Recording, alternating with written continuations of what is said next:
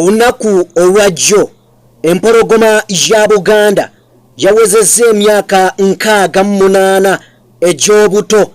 Bingi ebyabaddewo olunaku olwajjo byonna mbikuleetedde mukwano gwange, tosubwako yadde nga Ssaabasajja Kabaka ayoleka Obuganda simayiro yakomyewo. Simayiro ya Ssaabasajja Kabaka eri eyedda erabika nga yakomyewo. Byonna ogenda kubanga obiwulira mukwano gwange. Mu ngeri y'emu, Minisita wa Yoweri Kaguta Museveni awaanye Bobi Wine n'adda ne mukati neyeerippa baaba n'aleebeeta. Minisita kyono amanyiddwa nga Professor Gilbert Baali Basekabu Kenya, statement ye egenda kushookinga. Baaba awaanye Bobi Wine n'adda ne mukati neyeesuuba katono baleete googolo bamuvuge buvuzi. Byonna tugenda bitunuyako kigambo ku kigambo. Mukimanyi bulungi nti Oweekitiibwa Robert Kyagulanyi Ssentamu yazzeeyo okubanga akwazza emisomo, nabyo tugenda kubanga tubitunuulyako mu bujjuvu bwabyo. Ate nga tulina ensonga z'omukwano olunaku olwaleero, tozisubwa mu story y'olunaku olwaleero mukwano gwange.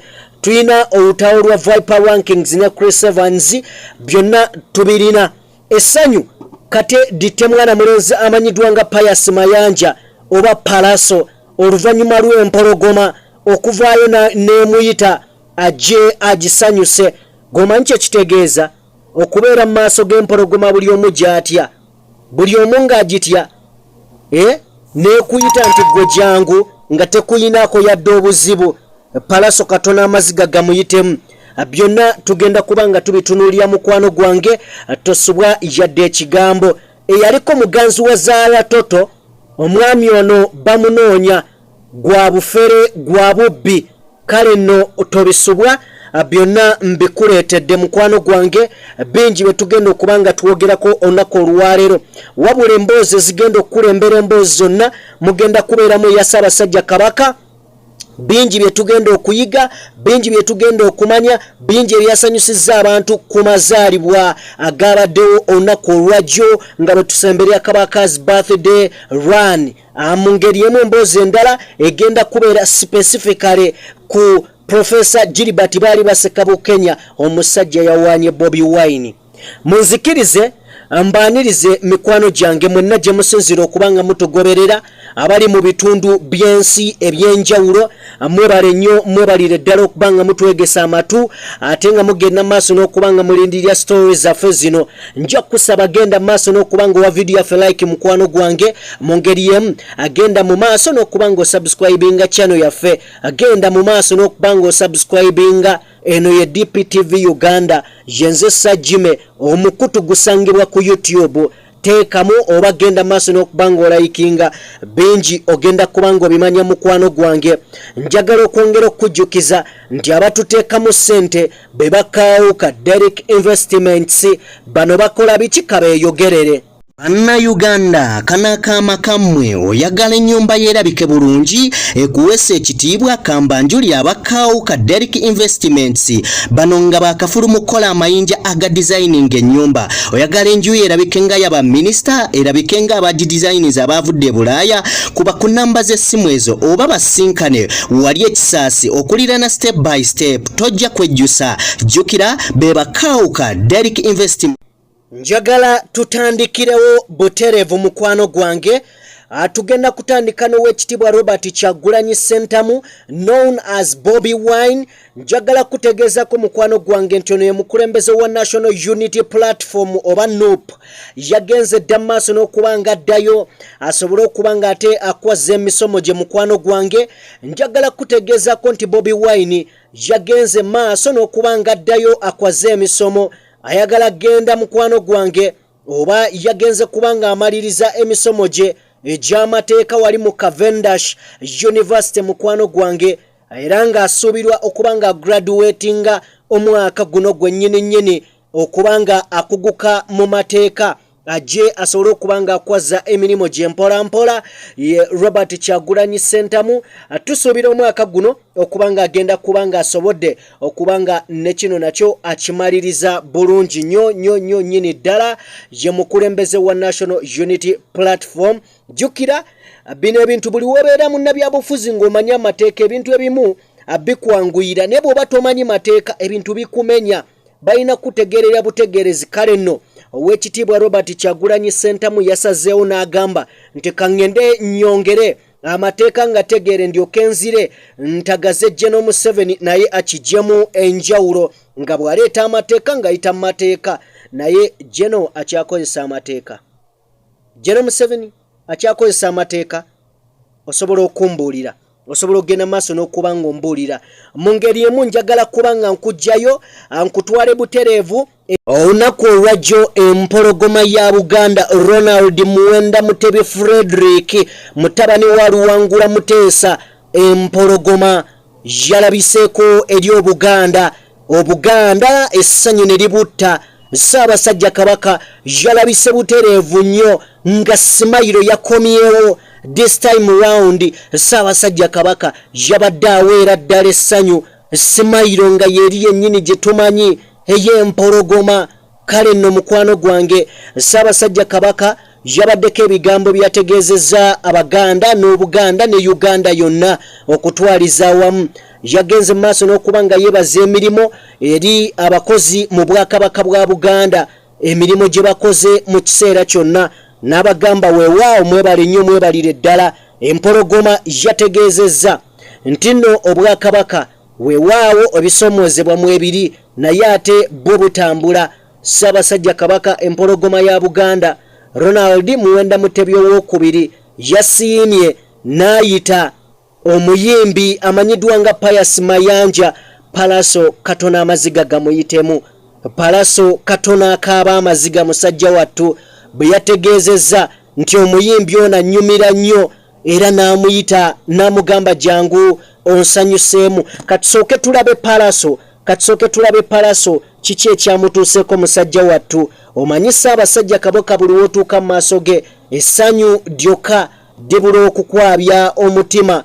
Y'empologoma ya Buganda. Katulabe Palaso then ankomewo. Waliwo akayimba kentera okuwuliriza naddala bwe mba nga nkola dduyiro naye kansanyusa nnyo. Kyenaba noonya mutabani wange Jjunju nemugamba nti omuyimbi ono mmanyi, nagamba nti amumanyi, nemugamba nti kale mugamba ajje ku mazaalibwa atuyimbiremu. Bamuyita Palaso era Fenga Abaganda, we shall crush those enemies as we have done in the past. Yeah. You preach your nonsense, we shall answer you by what? Sabasajja. When you say this, atunde Sabasajja mukamwa.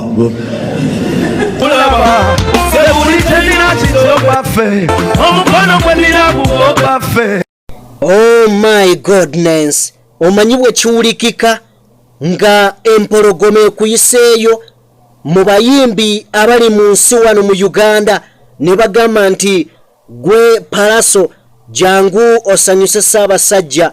Omusajja Palaso amaziga gabuze okumuyitamu, yeewaludde ng'omusota okutuuka mu maaso g'abeene. Cuucu lukoma nantawetwa. Bannange Kabaka ssanyu jjereere, tebamulonda tebakola ki, naye bannange ekitiibwa bagezezzaako okumussa wansi balage nti Obuganda oba oliawo tebuyinaawo, naye baaba ekitiibwa. Mu bigambo bya Pius Mayanja oba Palaso yagambye kino ekitiibwa sikirabangako, kimala bumazi. Nze ntegedde nti ndi muyimbi, ntegedde olaba Ssaabasajja Kabaka asiimye n'aŋŋamba nti jangu nnyimbiremu. Nzaani mwana mulenzi Palaso ebigambo byamuwedde. Bw'abadde ayogerako ne bannamawulire wali nga yakamala okuyimba yagambye nzaani mbayimbi bonna okuba nga beene Dukoma nantawetwa yagenze maaso n'okuba nga mpita n'aŋŋamba jangu onsanyuse bannange nze okuyimba nkuwangudde. Kale nno Palaso ssanyu jjereere bye bigambo ebiva sayidi zeeyo, naye ng'empologoma yabadde eweze emyaka 68 egy'obuto. Ssaabasajja Kabaka Takula bakuyita kuyuguuma era bagamba nti nno emyaka 68 Kabaka Takula wabula bagamba gya buto eva empologoma ebeera nto. Bwe kityo bwe kiri, ndowooza kitegedde bulungi. Abagamba nti Kabaka akuze nedda bagamba awezezza emyaka 68 egy'obuto. Oba bw'anaabanga gyeyongeddeko kuva ku 68 era tujja gamba 67 egy'obuto.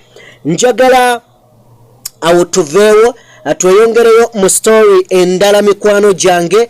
Njagala kutegeezako Munnayuganda gwe wenna angoberera nti nno omuyimbi amanyiddwa nga Viper Rankings yavuddeyo n'azalawa n'azoleya kwegamba n'alabisa omuyimbi amanyiddwa nga Big Eye bwe yavuddeyo ku interview emu n'agamba nti ye tamanyi muyimbi gwe bayita Big Eye wabula awulira title z'ennyimba ze nga bazimentioninga nga bagamba nti luyimba title bweti naye ng'omuyimbi tamumanyi era talabangako ku luyimba lwe. Kuno si kuzalawa, kuno si kuzoleya Viper Rankings.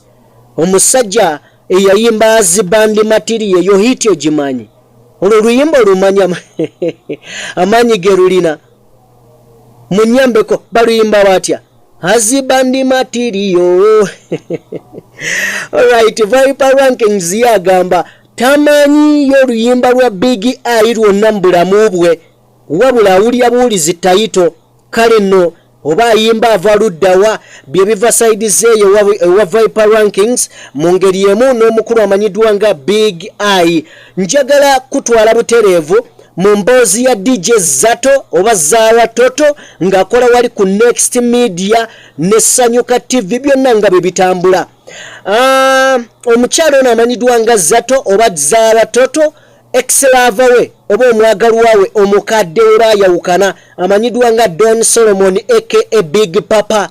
Big Papa olowooza tegyawunye yagenda maaso n'okubeera munnange ng'afera era ab'obuyinza ali mu ggwanga erya Kenya bamunoonya ngampiso bagamba lino essajja libbi kondo differe libbi bamunoonya yajjanga wano e Uganda n'asaasaanya nga sente akwata n'ateeka mu mabeere ga Zaara anti nnyingi ziringa bugulu bwa ggongolo nga Zaara alya olwamala okulya bamugulidde emmotoka buli kimu heve kiriya.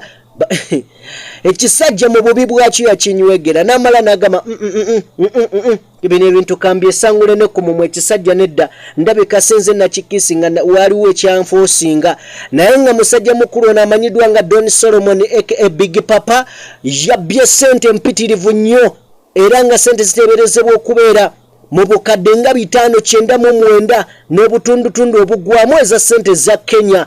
Kale nno bamunoonya ab'obuyinza abitebye alabika yanyamye edda yamazeemu dda. Tunaaba tuli wano nga bamuleese e Uganda ate abafu abaawano wootuuka wano n'oliisaayo abakulu mu gavumenti bajjamuwa obukuumi. Kino kyangu nnyo adduke buddusa dde wano naye nga yezaala Toto of course yali yazole yadda n'agamba kino ekisajja tekiriimu just kali kasente nga ke kantu teene ebino mbisimanya mukwano sirina ganjagaza bibizi naye abakazi bannange naye abakazi sibo omuntu omala okukola naye ebyagundi ate n'omala n'omwevumisa naye nga bye biva ewa DJ Zato oba Zara Toto wali okuva ku Next Media ne bawe Don Solomon aka Big Papa ebintu si birungi. Kale no butereevu njagala kujjayo mbeeko story gyenkuwa abakyala wano muwulirizeewo bulungi abasajja nammwe muwulirize bulungi naye ndowooza ono omupiira sijja kwogera. Njagala nsooke nkuwa akatambi kano mukwano gwange then nkomewo ate tusetule emboozi wabula tuyina story ezitowukira ekiyinja ekyateekebwa ku ntaana ya Yesu. Njagala oba oliawo nayo tugiwulirize ya Vice President of Uganda Gilbert Professor baali baseka Bukenya. Njagala nayo gye tugenda okuba nga tusembyayo so kuwulira akatambi kano then nkomewo tweyongereyo. n'amaliriza ng'omugamba toyina kyokoze naye mwattuggwa omukyala bakuweemu okuvuga olyoka otuuyanirire ng'ekibizzi ng'owoza kimu nkoye tomakibwaka lwaki temusa omwami bw'abeera waggulu ng'akuvuga ebi akosa amaanyi mangi babi musajja wattu n'amaliriza ng'omugamba toyina kyokoze naye mwattuggwa omukyala bakuweemu okuvuga olyoka otuuyanirire ng'ekibizzi ng'owoza kimu nkoye tomakibwaka lwaki temusaasira abaami abo golowoozaga amaanyi gaba akozesezza yesse muntu nawe mudde waggulu ovugemu okozesa amaanyi ge gamu naye muyige okusiimanga abasajja omwami waavanga mukazannyo mwebaze fukamira mavivi ku ttaka omwebaze mugaye baby thanks for a great work mubasiime mubazzeemu amaanyi mulekeranga obba malangamu amaanyi amaze okukola byakola n'ogwa sewa n'akubikka n'okubikka abakyala ensonga eyo mugitegedde bulungi nyongera okubajjukiza nti genda maaso n'okuba ng'owa vidiyo yaffe like yakatwegattako mu ngeri yemugenda maaso n'okuba ng'osubscribinga eyasubscribinga edda webale nnyo webalire ddala era nkujjukize jjajja mu mala nsonga asangibwa wali ntwetwe kuba ku namba z'essimu eziri mu langi eya bbulaaka kuliko MTN ne Airtel genda maaso n'okuba ng'okubako akutaase ku bizibu ebikusumbuwa ye jjajja mu mala nsonga ate ayagala okulanga naffe wano genda bugenzi maaso n'okuba ng'okuba ku namba y'essimu eno eri mu langi eya green yange nze ngikwata nze kennyini sajjime olange naffe tukuba abantu bizinensi yo mu maaso mukwano gwange njagala tweyongereyo story gye tugendamu ya mukulu amanyiddwa nga Gilbert baali baseka Bukenya. Gilbert Bukenya yavuddeyo bwatyo n'abaako ebigambo byagamba eggwanga. Ebigambo byategeezezza eggwanga bye binampuliriza. Era ayagala okumanya ennyo omukulu Gilbert Bukenya bwazitowa n'ekifo mwagwa. Gilbert Bukenya yaliko vice president. Gilbert Bukenya yakolako nga vice president mu biseera ebitali bya wala ddala nnyo era abadde musajja w'amaanyi mu ggwanga. Njagala kutegeezako yakolako nga member of parliament eya wano mu Uganda ng'akiikirira Busiro omwaka gwa 1996 mu ngeri emu yakolako nga minister in charge of the presidency wali mu 2001 paka 2003 yakolako nga minister of state for trade 2002 paka 2001 mu ngeri emu yakolako nga dean of the Makerere University schools of medicine ye mukulu amanyiddwa nga Professor Gilbert baali baseka Bukenya. Musajja mukulu ono avuddeyo bw'atyo n'abaako ebigambo byayogera.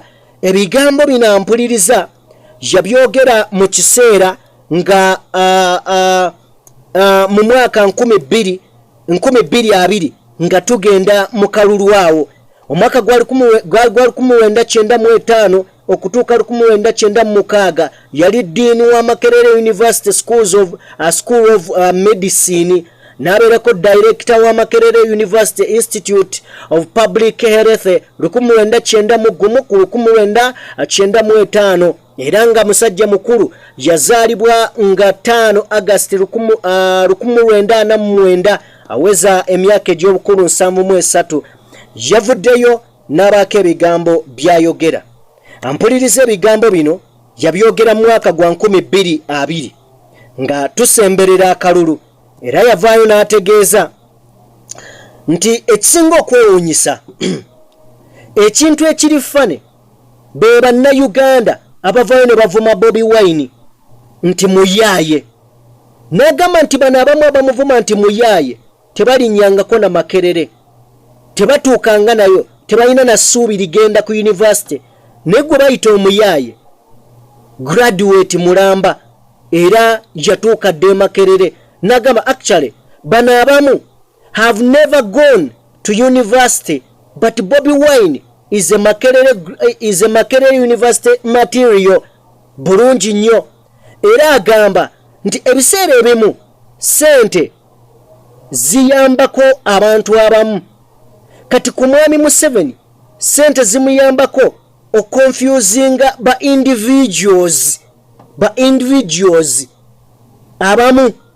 Naye ate yerabira ekintu kimu nti abasinga obungi, abantu abasigadde abasinga obungi bageze era bategeera, tebakolera ku sente nezimuyambako kugula ba individuals bano ab'olubatu. Ne majority yo etegeera wadde agaba sente. Nagenda maaso n'okuba nga ategeeza nti Bobi Wine muvubuka ali humble nnyo, ali very humble ekisembayo. Nagamba bangi bali mu musojja balaba reaction ye, naye bonna baluzinze, balaba ng'omusajja tava ku muzannyo. Nagamba omulenzi ono byonna bye bamukoze tabaddizangako, tazzangako muliro. Nagamba nti kakati omuntu afaanana bw'atyo amazima gali nti aba yeetaaga okufuukako omukulembeze abantu balabe. Era yagenze maaso n'agamba nti nze nsiba abantu bangi bajja kubeera surprised, bajja kubeera shocked. N'agamba nti nkiddamu, abantu bangi bajja kubeera shocked. Olunaku olwo n'atuuka Bobi Wine n'abeera president wa Uganda, oba asobolera ddala bulungi nnyo okufuuka president wa Uganda addako okusinziira ku magezi mwana mulenzi ono gaalina era gayolesa. N'agamba Gilbert Bukenya ayongerako, n'agamba ono omwana talina mmundu naye muvumu ekisukkiridde. Talina mmundu naye aliko strongest shield ye Mukama Katonda. Alina engabo esinga engabo zonna ye Katonda. N'agamba so what Museveni and his police and army doing to Bobi Wine today, they don't know that they are. Yes, tebamanyi ntino bamuyambako. Wano emundu Bobi Wine talina mundu naye alina ekyokulwanyisa ekisinga amaanyi mu nsi, alina engabo esinga amaanyi ye Mukama Katonda. N'agamba kati General Museveni ne poliisi n'amagye bino bye bamukola bye mulaba bimwongera maanyi, era amazima gali nti abasinga obwongo n'amagezi bino byongera jja naye kubeera successful, bo balowooza nti bamucunya. N'agamba nti the world will be shocked, it will sound strong, unbelievable but true. Ensi ejja kubeera shocked, ejja kuwulira waggulu mu ddoboozi ery'omwanguka, kijja kuba tekikkirizibwa naye ng'ate kituufu nga Bobi Wine ku magezi g'alina. I know Bobi Wine as an intelligent young man nga atuuse ku buwanguzi. Muvubuka muto ali calm, awuliriza, kwegamba ali educated bulungi, muyivu, a man of all reasons. Kale no asobola bulungi nnyo okulembera eggwanga Uganda. Bino ebigamba mpuliriza byayogerwa Professor Gilbert baali baseka Bukenya omwaka gwali gwa 2020, twali tusemberera akalulu, era nga Gilbert Bukenya agamba nalabula mwami Museveni ne mugamba wegendereza omuvubuka oyo Kyagulanyi, muvubuka mugezi nnyo, newankubadde bagamba nti omuvubuka oyo muyaaye, naye mu byolaba eby'obuyaaye muvubuka mugezi ekitagambika. Kale noteekeddwa okuba ng'omwerinda. N'agamba mu kiseera kino mulaba kyamukola, paniki ku paniki, ensobi ku nsobi, nga gavumenti ya Tibahabulwa Kaguta Yoweri ekola ensobi ku nsobi buli lunaku olukya. Omuvubuka ono akyayongera okweexposinga abanene mu gavumenti n'obubi bwa gavumenti na buli kimu okujja kwe mu byobufuzi yajjanga wansonga yalabika ng'omuyaayi naye abataamutegeera be batajja mmutegeera naye ate era bangi abaamutegeera nga bamanyi n'obuzito bwe naye olw'okuba nti nno baweebwa akasente nga bwe mbagambye emabega wali General Museveni ye kyakola ku bantu abamu ba individuals akwata sente n'abawa naye erabira nti n'ennamba y'Abannayuganda ennene ate ye mulabamu obuwanguzi ennamba emulabamu amaanyi kale no Professor Gilbert baali baseka Bukenya bye bigambo byawerekereza ng'agenda maaso n'okukakasa nti Kyagulanyi si mwana si muyaaye nga bwe boogera wabula musajja mmekete musajja njasabiggu agwanidde okuwa amatu era nga n'obukulembeze musajja asobola obutambuza bulungi ddala nnyo ye Professor Gilbert baali baseka Bukenya njagala kukujjukiza mukwano gwange genda maaso n'okubanga wa video yaffe like mu ngeri yemu eyakatwegattako genda maaso n'okubanga osubscribinga abatuteekamu ssente be bakaawuka Derek Investments basangibwa wali ekisaasi mukwano gwange okuliraana step by step gendayo bakolera ebizimbisibwa obutafaali obudesigning enju ennungi ebeere ennungi okukamala ate mu ngeri yemu n'ennyumba y'omukwano gwange bw'obeera ng'oyagala gyeddaabiriza erabike nga zino ez'Ebulaaya ng'eya minisita tuukirira bakaawuka Derek Investments ku namba z'essimu ze nakuteeredde mu kalango wali ojja kuba ng'obafuna njagala genda maaso n'okuggalawo nga mbajjukiza jjajja mu malansonga kuba ku namba y'essimu yali mu langi ya black ya MTN ne Airtel oba osobola oteekako obubaka ku WhatsApp n'osobola okuba ng'oyogera ne jjajja mu malansonga amale ebizibu byo njagala okwebazaako buli omu ku mmwe abazze batugoberera mbeebazaako nnyo mbeebaliza ddala mwebale kubeera nga muli balabi mwebale kusalawo ne mugoberera DPTV Uganda you the best mwe musinga mikwano gyange mwenna abali mu bitundu by'e Moroto abali mu bitundu eby'e Juba abali mu bitundu bingi wano mu Africa kusaba abali e Dubai, Abu Dhabi, Qatar, Jordan, Kuwait, Saudi Arabia mikwano gyange mwenna mbalamusizaako manager Louis ng'osangibwawo mu United Arab Emirates mukwano gwange mu kibuga Abu Dhabi nkwaniriza naawe nkulamusizaako mu ngeri ya njawulo njagala kubateera wano mbagambe nti atakuumira mpeera abankuumire mikwano gyange mbagala nnyo nnyo nnyo bafulo bange peace and love.